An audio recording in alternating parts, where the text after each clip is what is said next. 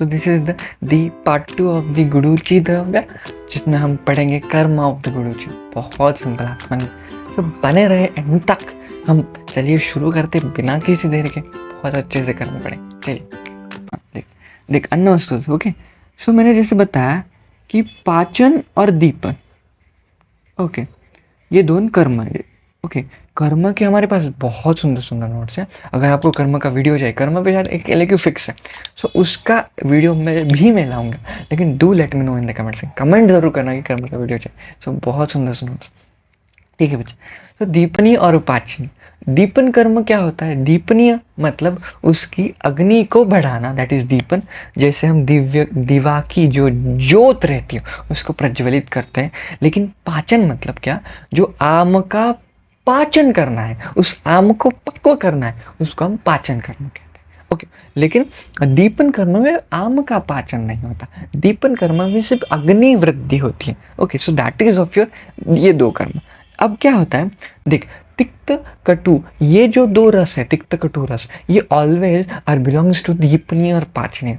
तिक्त कटु रस हमेशा दीपन और पाचन कर्म करेंगे, ये कभी नहीं भूलना। किसी द्रव्य में दीपन और पाचनीय कर्म आए, सॉरी, किसी द्रव्य में कटु तिक्त रस का समावेश आया, सो उनका समावेश डायरेक्टली दीपनीय पाचनीय कर्म में डाल देने का, आगे पीछे देखने का नहीं। अब देख, ठीक है बच्चों, सो ये दीपनीय। अब देख, सर्वरस युक्त है। ओके, सो ये कृमिघ्न भी कार्य करता है, क्योंकि कृमिघ्न, अब ये कृमिघ्न क्यों है? क्योंकि इसमें कृमिघ्न ये कृमि का क्षमन करता है। ठीक है बच्चों। अब देख, आमाशय में, ठीक है, अब ये आमाशय की बात चल रही है। अब देख, आमाशय आम्ल पित्त में, देख क्या होता, इसका मतलब आमाशय आम्लता गुडुचि कम करता है। आम्ल पित्त व्याधि, अब देख आम्ल पित्त में है, आम्ल पित्त व्याधि में क्या होता है? आम्ल पित्त व्याधि में शरीर में पित्त का प्रमाण, देख आम्ल पित्त में एसिडिटी, हाइपर एसिडिक होता है, कहते हैं आम्ल पित्त। अब उसमें पित्त बढ़ता है। What do you mean bye पित्त बढ़ता है? पित्त की वृद्धि होना, मतलब पित्त का द्रव गुण बढ़ना। अब देख, पित्त के द्रव गुण को कम करने का काम तेरी गुडुचि करती है, यही बहुत इंपॉर्टेंट है। गुडुचि क्या करती है? गुडुचि साम पित्त का पाचन करती है। गुडुचि साम पित्त का पाचन करती है, मतलब पित्त का पाचन करेगी, मतलब पित्त का क्षमन करेगी। देख, साम पित्त मतलब स प्लस आम ना, साम पित्त म्हणजे काय? स प्लस आम, ये तेरा आम्ल मतलब आम्ल पित्त व्याधि में उपयुक्त है। देख, आम्ल पित्त व्याधि में उपयुक्त है, इसलिए ये गुण बताया गया। ठीक है, ये इंपॉर्टेंट, इसलिए इसका मधुर विपाक है। पित्त को कम कौन करेगा? मधुर विपाक। मधुर विपाक जैसे मैं बताया था कि पित्त को बढ़ाने वाला आम्ल गुण रहता है, तो उसको कम करने वाला पित्त का मधुर गुण रहता है। सो मधुर गुण जैसा ही यहाँ पे मधुर गुण का कार्य है, यहाँ के पित्त का साम पित्त का, मतलब जो पित्त में आम मिश्रित है उसका पाचन करेगा, उसका शमन करेगा, तो ये गुण आम्ल पित्त में उपयुक्त है। ठीक है, मेधव स्रोतस। अब देख, मेधव स्रोतस में क्या है? मेधव स्रोतस में प्रमेह आता है। ओके, सो प्रमेह मुख्यतः उपयुक्त है। देख, क्यों उपयुक्त है?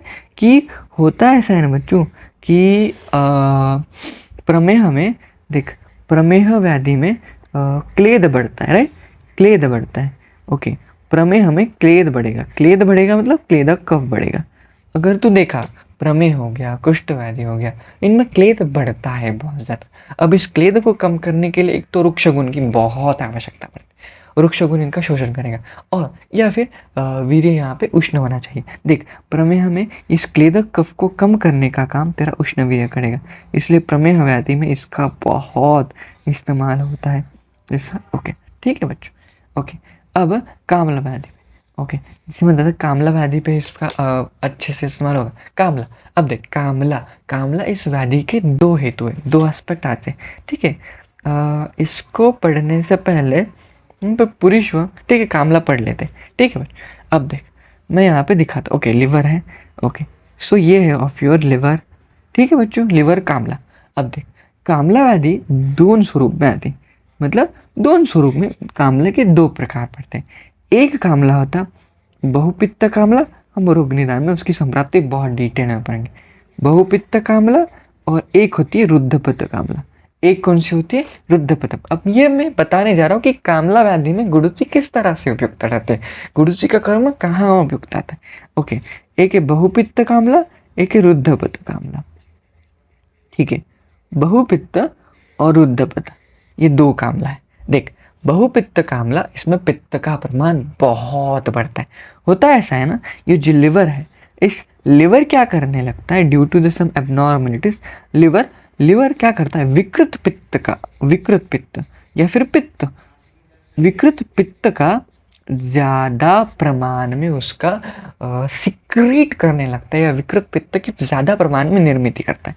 ओके, पित्त ज़्यादा प्रमाण में सिक्रीट होता है, फिर उसकी निर्मित होते हैं। अब जैसे ही ये विकृत पित्त सिक्रीट होगा, ये जो विकृत पित्त है ये रस रक्तवाही नाड़ी द्वारा आंत्र में जाएगा, आंत्र में ऑफ योर इंटेस्टाइन में जाएगा, फिर इंटेस्टाइन से शाखागत जाएगा। शाखागत मतलब in your arms, in your nails, in your fingers, in your eyes, in your teeth, these are the शाखागत. Okay, so रस रक्त वाहिगात नाड़ी से, रस वह रक्त वह नाड़ी से ये जाता, मतलब देख शाखा में भी जाता, आंत्र में भी जाता है, इसलिए इसको कोष्ठ शाखाश्रित पित्त कहते हैं, क्योंकि ये दोनों जगह जाता है, इसलिए इसको बहुपित्त कहते हैं।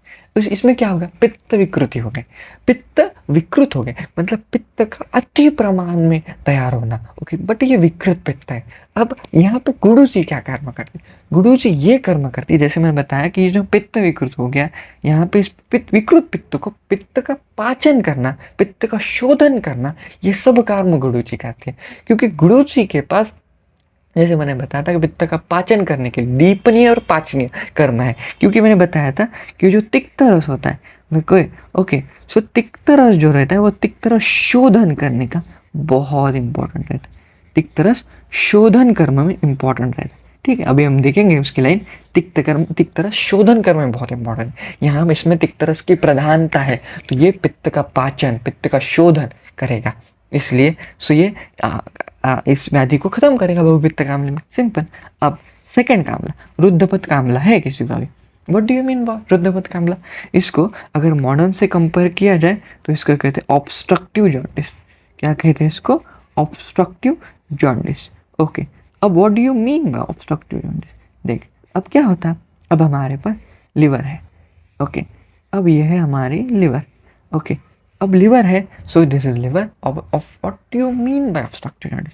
अब हमारे पास एक छोटा सा गॉल ब्लैडर है, गॉल ब्लैडर से एक डक्ट आती, इससे भी 2 डक्ट आते, वो जुड़ के इससे जुड़ जाते हैं डक्ट्स, फिर ये कॉमन आगे जाते। Okay, so these are both are the hepatic ducts, ये हिपैटिक डक्ट है, ये सिस्टिक डक्ट है, सो ये बन जाती कॉमन बाइल डक्ट। ओके, और ये दोनों वाली कॉमन हिपैटिक डक्ट बच्चों। ओके, सो ये पित्त को ले जाती है। अब ये देख, ये जो कॉमन बाइल डक्ट है ना, ये पित्त को आंत्र में ले जाती है, इंटेस्टाइन में लेके जाते। अब लेते जाते वक्त यहाँ पे कफ का, अब देख, कुछ कारण से कफ जन्य आहार के सेवन से कफ बढ़ जाता, और इसलिए ये कफ क्या करता, इस पित्त वाहिनी में कफ अवरुद्ध हो जाता। ठीक है, पित्त वाहिनी में कफ अवरुद्ध हो जाता, और इसके कारण पित्त आंत्र में जा ही नहीं सकता। इंटेस्टाइन में जाएगा क्या? नहीं, लेकिन वहीं पे पित्त संचित होने लगता, कहाँ? पक्वाशय में। फिर वहीं पे अगर जैसे ही पित्त संचित होने लगता है, तो वहीं पे पित्त संचित होने लगा, तो वही पित्त रस रक्तवाही नाड़ी, वहाँ पे भी कुछ रस रक्तवाही नाड़ी द्वारा शाखा में जाएगा। सिर्फ कहाँ जाएगा? शाखा में। हाँ, इसको कहते हैं शाखाश्रित कामला। ओके, इसको कोष्ठ शाखाश्रित कहते हैं, क्योंकि कोष्ठ में भी पित्त जाता था, लेकिन इसमें कोष्ठ में पित्त जाता नहीं है, इसमें सिर्फ शाखा में पित्त जाता है, इसलिए। और शाखा में पित्त और आंत्र में पित्त नहीं जाने के कारण जो मल है, उस मल में पित्त वर्णीयता का नाश हो जाता है, और जो मल वो तिल पिष्टनी बनता है। तिल पिष्टनी म्हणजे तिल के चौथे के समान, मतलब तिल है, उस तिल को खा के उसका चौथा बना के फेंका, तो ऐसा वाइटिश कलर की जो ड्रेसिंग आती है, वाइटिश कलर का जो एस्पेक्ट आता, वो है तिल पिष्टनी, उसके समान उस पित्त। सो ये जो है इसका पाचन करना। अब यहाँ पे पित्त कफ अवरुद्ध हो गया, कफ का शमन करना पड़ेगा, तब पित्त नीचे जाएगा, उस पित्त की विकृति नहीं होगी। ये सब करने का काम गुरुजी करता है, इसलिए गुरुजी यकृत उत्तेजन करता है। यकृत उत्तेजन मतलब क्या? यकृत उत्तेजन मतलब विकृत कफ का शोधन और उसका पाचन करना, विकृत पित्त। ठीक है बच्चों, सो ये आते हैं बहुत डिटेल कॉन्सेप्ट है, मैंने जितना मेरे से हो सका मैंने ट्राई किया आपको कॉन्सेप्ट समझाने। ठीक है बच्चों, पुरुष वस्तु होता है। अभी मैंने बताया कि स्तंभन कषाय रस है, कषाय रस का कार्य है संग्राहिणी, स्तंभन। अतिसार अगर व्याधि हुआ, अति द्रव मल प्रवृत्ति या फिर diarrhoea, many bowel movements, okay, उसमें क्या होता है, उस व्याधि में गुडूसी का इस्तेमाल करते हैं। ओके, इस व्याधि में भी गुडूसी का इस्तेमाल होता है। प्रवाहिका, कामला, अग्निमांद्य, छर्दी, तृष्णा, इस ऑल व्याधि में गुडूसी का इस्तेमाल होता है। प्राणो वस्तु तो इसमें धातु क्षयजन्य कांसामध्ये इसका वापर किया जाता है। सो दिस ऑल अबाउट, शायद मैंने बता दिया है सब। और ज्वर में जैसे मैंने स्टार्टिंग में बताया था शायद ज्वर के व्यक्ति के बारे में फर्स्ट वीडियो में, कि तीक्ष्ण रस होने के कारण दीपनीय और पाचनीय होता है। और ज्वर में अग्निमांद्यता ज़्यादा रहती है। ज्वर में क्या रहता है, अग्निमांद्य। और ज्वर में अग्निमांद्य होने के कारण ये गुडूसी तेरे दीपन बढ़ाता है, पाचन करता है, दीपनीय और पाचनीय होने के कारण ये इसमें उपयुक्त रहता है। सो this is all about the कर्म ऑफ गुडूसी। और लास्ट में आई थिंक मैं ये बता दूं आपको, हाँ, तो कर्म हो गया। आमयिक प्रयोग पढ़ लेना, आमयिक प्रयोग कुछ नहीं ज़्यादा, वो ही आ गया आपका आमयिक प्रयोग। क्वाथ, क्वाथ की मात्रा 30 to 80 ml रहती। चूर्ण की मात्रा 1 से 3 ग्राम रहती। ऑर्डर द कल्प, गुडूची क्वाथ रहता, गुडूची सत्व रहती, गुडूची वटी रहती, गुडूची अरिष्ट रहता, गुडूची वगैरह वगैरह सब रहता। ठीक है, तो this is all about the गुडूची द्रव्य।